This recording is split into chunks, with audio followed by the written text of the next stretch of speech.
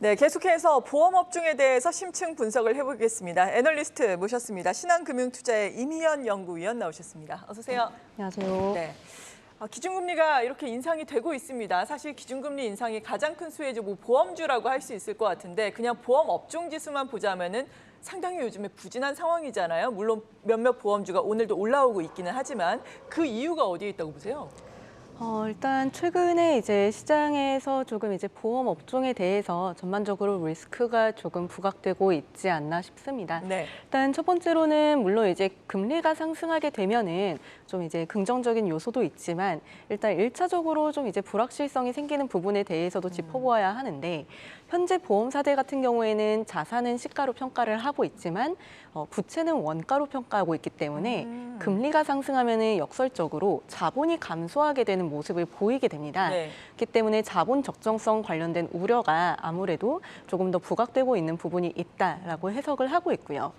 또 이제 두 번째로는 최근에 이제 매크로 불확실성이 확대가 되면서 아무래도 실물 자산의 이제 가격이 하락을 하고 그리고 이제 보험사들 같은 경우에도 이제 대출을 많이 좀 집행을 했었죠. 네. 특히 부동산 PF라던가 이런 쪽에서의 이제 그 부실화 우려 이런 것들이 전반적으로 좀 반영이 되지 않았나 보고 있습니다. 네, 그렇다면 지금 이런 점이 반영이 됐다면은 이제 본격적인 금리 인상 시기에 보험주에는 또 오롯이 또 호재가 될 수 있을까요? 앞으로의 전망은 어떻습니까? 네, 사실 저는 지금 우려는 물론 네. 이제 공감을 하지만 그럼에도 불구하고 보험업종에 대해서는 아직까지는 조금 더 긍정적인 그런 부분들에 대해서 조금 더 집중해야 되지 않을까라고는 보고 있습니다. 네. 앞서 코너에서 이제 조 대표님께서 좀 이제 그 종목별로 좀 이제 안정적인 좀 이제 그 재무적으로 좀 이제 그 견고한 그런 네. 기업들을 좀 이제 선별적으로 투자를 해야 된다라고 말씀을 주셨는데 그런 포인트에서는 당연히 이제 금융주 좀 눈여겨보아야 되지 않을까 싶고요. 그중에서도 사실 지금 보험주에 대해서 조금 이제 더 긍정적으로 말씀을 드리고 싶은 부분은 앞서 말씀드렸지만 잠깐 이제 자본 적정성 우려라던가 예. 실물 자산에 대한 우려는 물론 모든 금융회사가 다 가지고는 있습니다.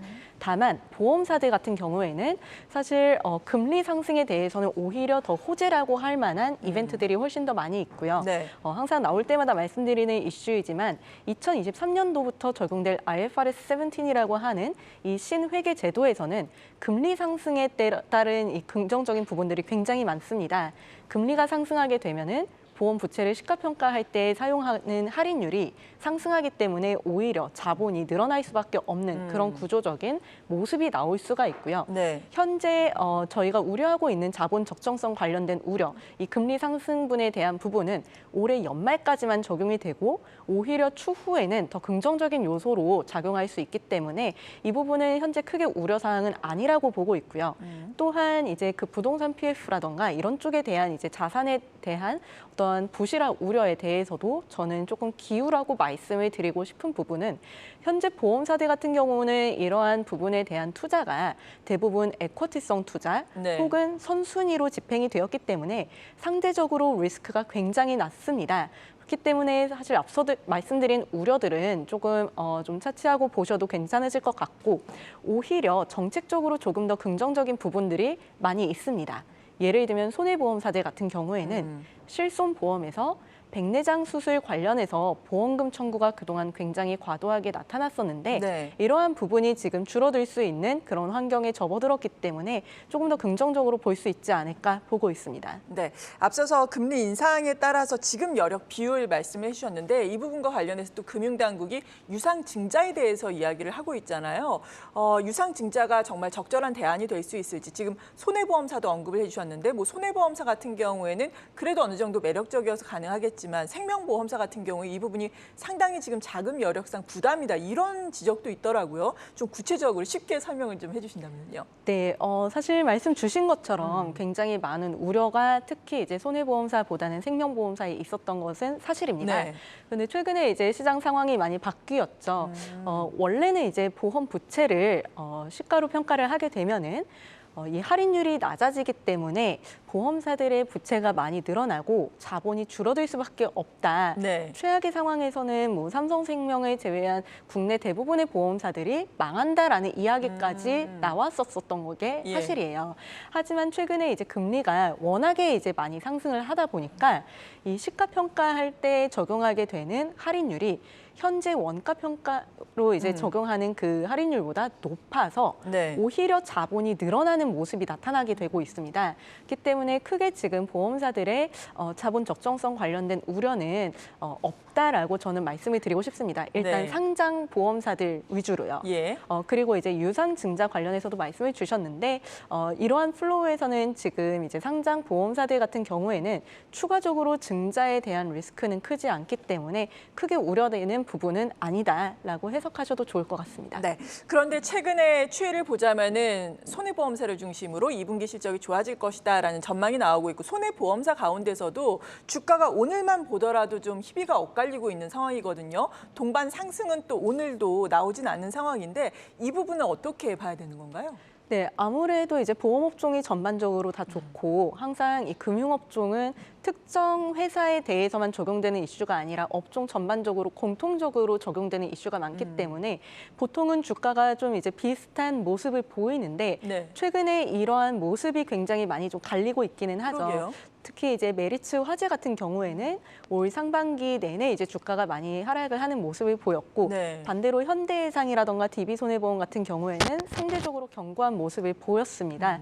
이것은 이제 결국에는 앞서 말씀드렸던 우려가 어떠한 보험사한테 가장 크게 적용이 되느냐에 대한 부분일 텐데 시장에서도 이미 많이 인지를 하고 계시지만 메리츠 화재 같은 경우에 상대적으로 이 부동산 PF에 대한 익스포저가 좀 큰 회사이기도 맞아요. 합니다.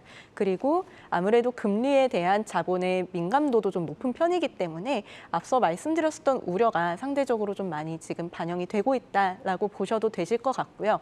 현재 2분기 실적 같은 경우에는 손해보험사들이 굉장히 안정적으로 나올 것으로 예상을 하고 있고 보통 이제 보험사들 같은 경우는 1분기 실적이 좀 이제 그 안정적으로 굉장히 잘 나오는 모습을 보이고 네. 2분기가 보통 이제 1분기 대비해서 소폭 이제 실적이 좀 이제 감소하는 모습이 좀 나타내는 그런 계절성이 있는데 이러한 부분이 지금 이번 2분기에는 조금 덜 작용할 것으로 예상을 하고 있습니다. 이렇게 말씀을 드리는 이유는 아까 잠깐 서두에서 말씀을 드렸지만 백내장 수술 관련해서 보험금 청구가 많이 줄었기 때문인데요. 그동안에는 이 백내장 수술에서 발생하는 굉장히 많은 이제 보험 사기가 이 보험금 청구로 많이 이루어졌습니다. 그렇죠. 네, 예를 들면 이제 백내장 수술을 할 때에 백내장 수술만 하는 것이 아니라 여기에 그 렌즈 삽입술을 하면서 시력 교정을 같이 해주는 그런 수술을 했는데 이 렌즈 삽입술을 할 때 다초점 렌즈를 넣게 되면은 네. 수술 비용이 굉장히 많이 늘어나게 됩니다. 그래서 여기에 대한 이제 보험금 청구가 굉장히 많았었는데 이러한 부분이 정책적으로 4월 1일부터 만약에 이제 내부자가 그 부분에 대해서 신고를 하게 되면은 최대 3천만 원까지 포상금을 지급을 하는 그런 제도가 시행이 되었고 강력하네요. 네, 그리고 6월 19일부터는 대법원 판결이 하나 나왔습니다. 네. 이제 이 백내장 수술은 입원 치료가 아니라 통원 치료이기 때문에 최대 5천만 원까지 보험금을 지급하는 것이 아니라 30만 원까지만 보험금을 지급해라라는 거죠. 네. 결국에는 이게 보험사들한테 그동안에는 이제 굉장히 큰 부담으로 작용했었던 백내장 수술이 더 이상은 그런 부담이 되지 않기 때문에 지급하게 되는 보험금이 굉장히 많이 줄어들어서 2분기 실적은 현재 시장 컨센서스를 크게 상회할 것으로 예상을 하고 있습니다. 네. 그렇다면 보험주 가운데 어떤 걸 봐야 할지 앞서 말씀해 주신 것처럼 뭐 현대해상 같은 경우에 단순히 주가의 흐름만 놓고 보자면은 그래도 어려운 시장에서 상당히 견조했고 오늘 또 상승 탄력만 단순하게 놓고 보자면은 하나 손해보험 굉장히 좋아 보이는데 어떤 종목을 탑픽으로 보고 계세요? 네, 저는 지금 현재 탑픽으로는 현대해상 그리고 관심주로 하나손해보험, 현대해상 두 군데 말씀을 드리고 있습니다. 네. 현대해상을 탑픽으로 말씀을 드리는 이유는 보험회사들에게는 이 갱신 주기라는 컨셉이 굉장히 중요합니다. 보험 상품이 갱신이 될 때마다 그동안에 이루어졌었던 보험료 인상이 일시에 매출로 인식이 될 수 있기 때문인데 현대해상 같은 경우에는 올해를 기점으로 2024년까지 이 갱신 주기가 도래하는 사이클에 접어들었기 때문에 상대적으로 안정적인 보험료 유입이 나타날 것으로 기대를 하고 있습니다. 네. 그리고 IFRS 17이 적용이 되었을 때 가장 큰 폭으로 재무적으로 전체적으로 이제 긍정적인 요인이 반영될 것으로 예상을 하고 있기 때문에 이러한 부분에 대해서 집중할 필요가 있다라고 말씀을 드리고 싶고요. 관심주로 메리츠화재 그리고 하나손해보험을 말씀을 드리는 이유는 하나손해보험 같은 경우에는 현대해상하고 유사한 컨셉을 가지고 있습니다. 동일한 투자 포인트를 가지고 있는데 문제는 이 회사는 금리에 상대적으로 현대해상 대비 민감하다는 거죠. 그렇기 때문에 금리가 상승했었을 때 자본 적정성 관련된 우려가 상대적으로 주가에 반영될 수 있는 개연성은 있지만 네. 이 LAT 잉여액 중에 40%까지는 가용자본으로 인정을 해준다라는 제도 덕분에 오히려 지금은 크게 문제가 되고 있지 않다라고 보고 있습니다. 이런 측면에서 지금 하나손해보험 관심주로 말씀을 드리고 있고요.